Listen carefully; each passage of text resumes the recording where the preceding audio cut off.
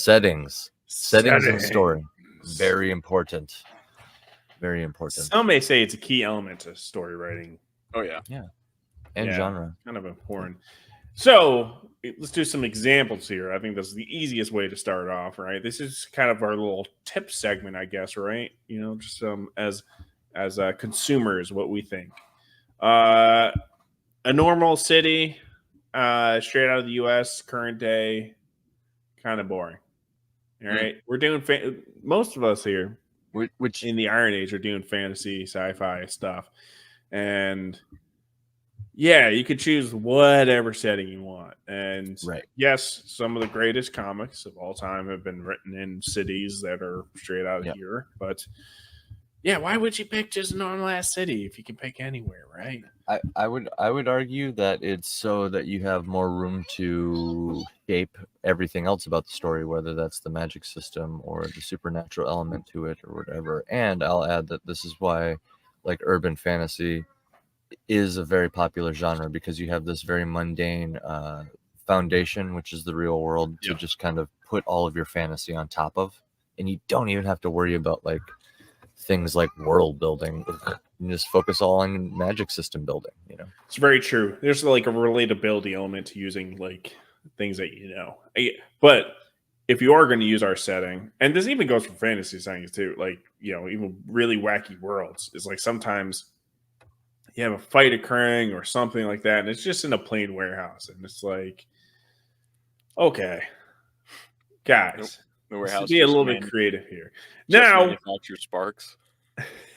Well, that could be the other thing. Is like the factory might be like like you can use elements through that. If like you're using a fight scene, maybe they pick some stuff up. Maybe it's like Star Wars. You know, Star Wars, when they're in the factory in there, that was actually pretty cool when they were for all the bad that came from episode 2. But like there's all these wacky hijinks happening with all the characters as they're going through the factory with the molten lava and all that stuff. Mm-hmm. You remember that? Yep.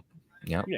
So it's using their setting as a character in that instance. Yeah, and it can also be an adversary, right? I'll point to the book Hatchet. The setting itself is the adversary. It's man versus wild. So, and you can, that echoes on and on into many different things, but you get what I'm saying. It can be, the setting itself can also be synonymous with a lot of the other elements of the story, if that makes sense. Yeah. I got a question for you guys. Can a really good setting save a bad story, and could a not good setting hurt a good story, or are it's intertwined? Probably not. I mean, if the story is good enough, the setting probably won't matter too much. But yeah, really good setting can't fix a bad story. The setting is very entwined with the story, so it's hard to say. Tomorrow, I mean, we should have. I forgot to announce this in the beginning. Tomorrow, we're releasing our Shadow of the Conqueror video, the Iron Sea special. We were releasing in the afternoon, probably. I think just like 12. So, and I bring that up because, well, A, you should go watch it. B, be ready for that. Seconded. But B is like the setting in that story is nuts, out of the world, right? It's like he really went balls to the wall with that setting. Now, if the story was trash, like after he said it and everything like that, that'd be done there, here and there, right? But this is where I kind of say it's like, man, you got fantasy, you could just do whatever. So it's like add some crazy elements to your world. That's fair. You know, in a different setting. Fair. I see what you're saying now, where like a story could be bad, but like the setting is so good, you almost want to see like another go at it or something like that. Like, so in a sense, the setting can save the story. I could see that. I guess for me, okay, there's two ways to look at this. I'm thinking in terms of movies. So setting in a movie, something that you're taking in through your eyes, is very different than a setting that you're reading about, I would argue. Yeah. Because if you have a movie that's like schlocky and garbage, but they filmed it in New Zealand, I'll be like, that movie was not good, but man, was it pretty to look at. Yeah. Juniper Ascending. Say what? All roads lead to Juniper Ascending. I'm thinking of I raised that question because there's certain settings that I love them so much. I don't know that you could like ruin it with a bad story, but it's gameplay wise. I'm thinking of BioShock. Like that world was awesome. Yeah. But even BioShock yeah. Infinite, that story, I thought that story was kind of trash, but I love that game because the setting's so cool. Oh, definitely. It's going to add some, but I also want to add too. I'm just remembering that like the setting is also like the mood, right? Oh yeah. In a way, yeah. Like I said, it's ingrained with like many different elements of the story. Yeah. Like Skyrim, I think pretty good story, but if every town was like New York City, I would hate it. Like to me, that would ruin it. Because I also movies. I think I've said this before. If it takes place in a city where I'm just looking at ugly, giant concrete structures, they're just like these giant squares, or if I'm in a sewer or like a hot, nasty jungle, you got to do something special for me. But if you're in a beautiful location like Lord of the Rings in New Zealand, or I don't know, somewhere snowy and majestic, Yeah. I'm already way more interested. Let's talk the Predator movies, baby. The jungle There and you the concrete jungle. Yep. Did those settings affect it, right? I think Hey, Predator 2 is that's a kinda good comparison. That's a good underrated, comparison. though. Which one's I don't know what underrated? you guys- Predator 2? I think it's kind of underrated. I haven't seen it in a very long time. Is that the same dude? Is that not? Who's the actor in it? Let me ask it that way. Well, and Donald on Glover? top of that, the urban. Sorry. Donald Glover. Was that the same? That's the same dude from Lethal Weapon, right? I might be having a racist moment here. I don't know. That's why I honestly said don't who's the remember. actor instead of being like, yeah, I think it's the same dude. So, I think he's a pretty. I liked him in both movies, assuming it's the same guy. So that's how I remember about it. I mean, Predator 2 gets a bad rap because it really? was. How people liked it? Yeah, I mean, you got to think Predator 1 was so good. Predator 2 just didn't. I know Donald Glover was in Lethal Weapon. Never seen Predator. Yeah, okay. But Well, what I was gonna say is like there is the fact that the urban setting is in itself the human biome, right? There's jungle, forest, wasteland, desert, whatever, ocean, whatever you want to say. Just keep listing biomes. Urban would be like the human biome, because there's garbage everywhere.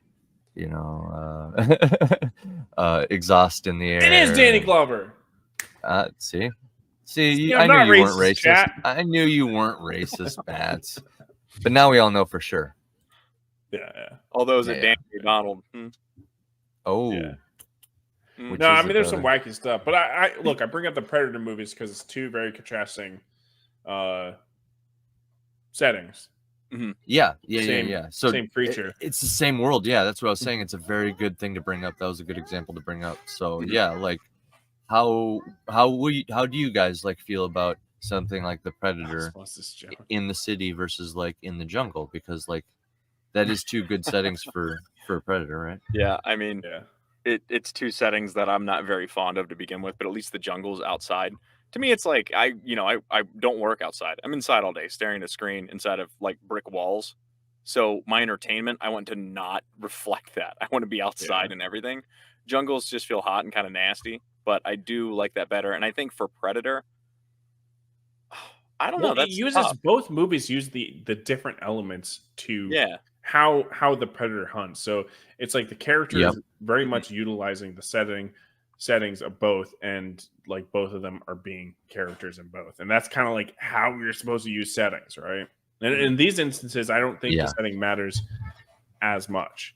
It's just Predator 2 for other reasons. Some of the plot details in there, that's why it doesn't work. But the we're whole talking idea about of setting.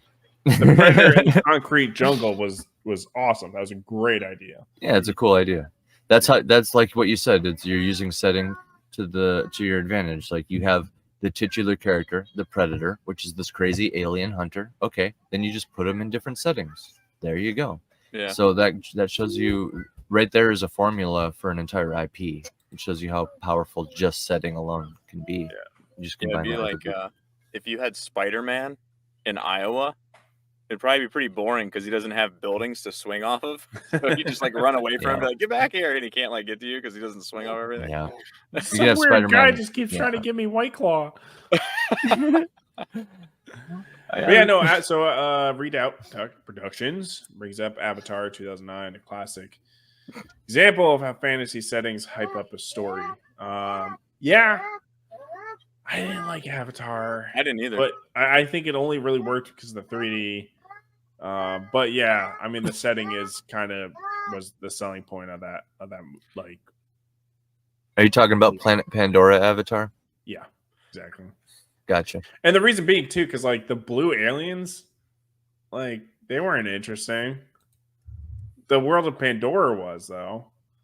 So yeah, I Yeah, mean, that's a great example. What's the eventuality that you could like? What's the max level blue alien that you can get as a character, right? Like they're obviously going to be riding like a giant dragon-sized version of whatever bird thing that they flew on, and he'll probably be integrated with both societies so that he can be on spaceships and go fight on other planets and stuff. Like I'm thinking like the superhero version of a blue alien from Avatar. What does that look like? Do you just give him a bunch of guns and have him on his big dragon thing? And I'll be totally honest, AC. I have no idea what the fuck you just said or what you're asking.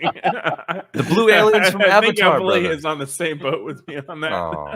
I think he's saying, how do you make them like turn one of them into the Predator? Is that kind of what you're getting at? Kinda, yeah, like max level. How do you put them into a situation where they're like an iconic, like hero, like character? You know what I mean? Like, how do you make an First Avatar from Alien ready for a Man, death that's a battle? whole topic on its own, man. Give him the Avatar Blue Aliens and suck. t-shirts. They orgasm every time Right. they connect to anyone with their hair. Like, That's hilarious, actually, when you say it out loud. Nature.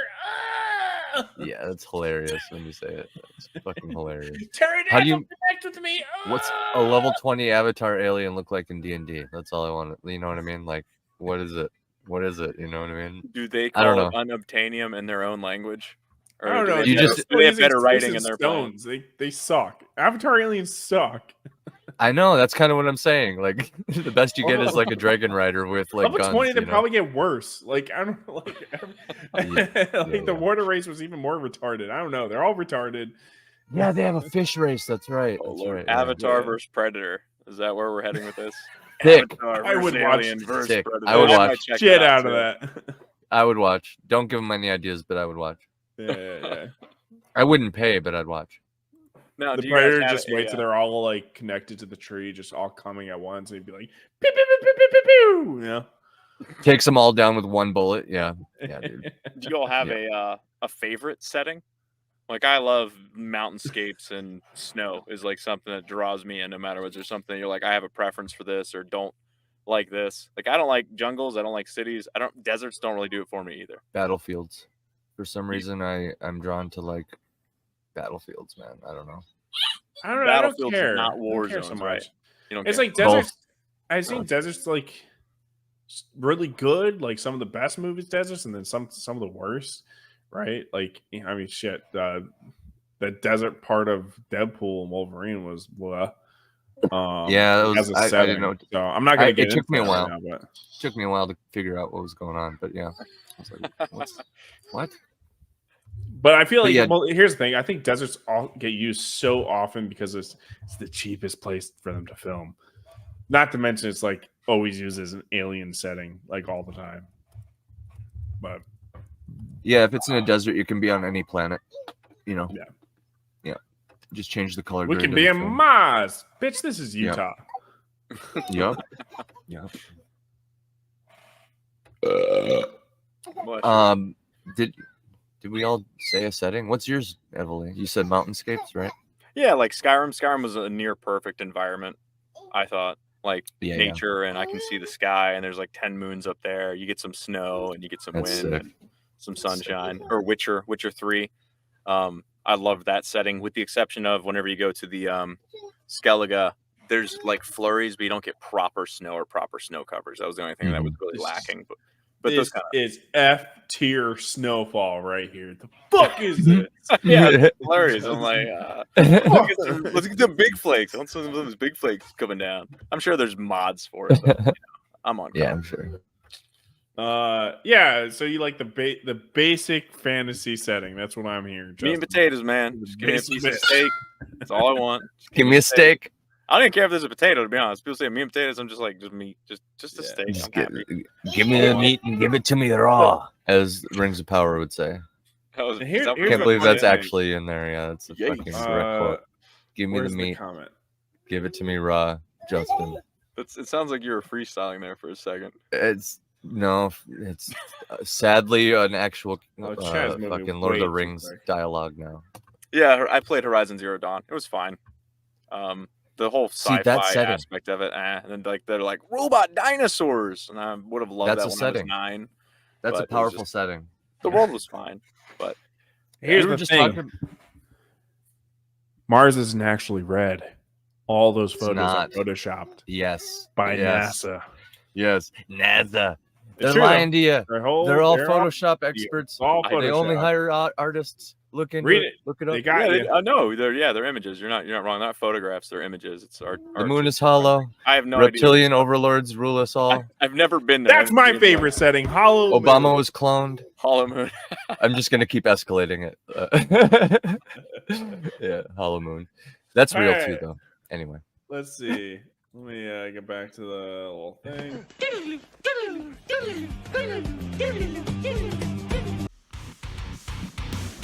You just watched a clip from the Iron Seas podcast.